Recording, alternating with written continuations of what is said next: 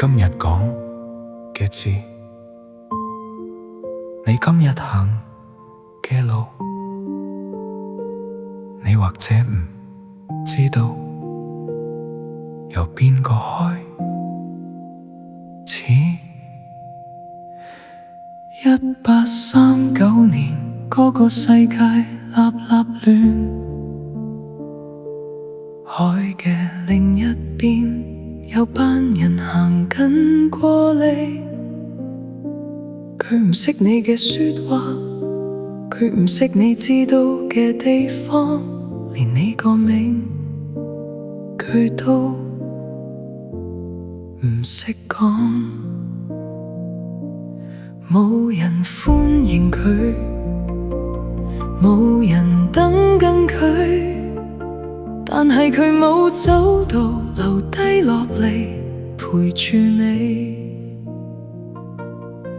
冇掌聲，冇光彩，冇人記得，但佢冇走到。你唔識佢個名，但你活喺佢之後，佢種落嘅嘢喺你生命入面成長。你唔識佢個名，佢冇留下聲音，但一班細路睇佢一路講，一路講到今日。佢冇企過大場面，淨係教10幾個細路一筆一字，陪佢哋慢慢咁寫。一間細細嘅課室，一盞燈，一班世界唔會留意嘅人，但佢哋學緊，慢慢咁學，慢慢睇見一個更大嘅世界。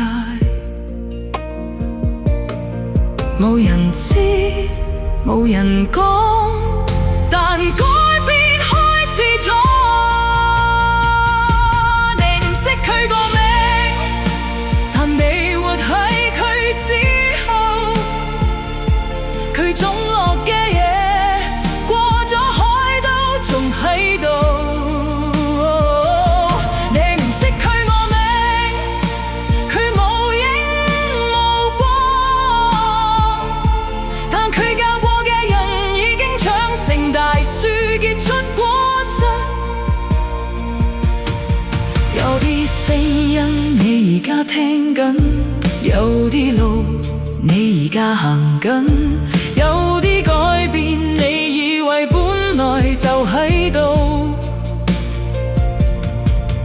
但其實係前人嘅耕耘，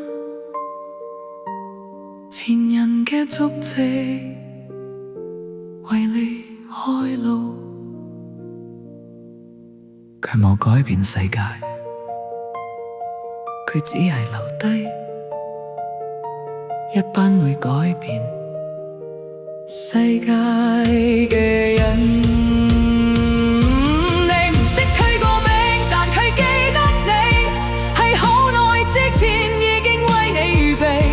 你唔識佢個名，但一點點星火由佢手入面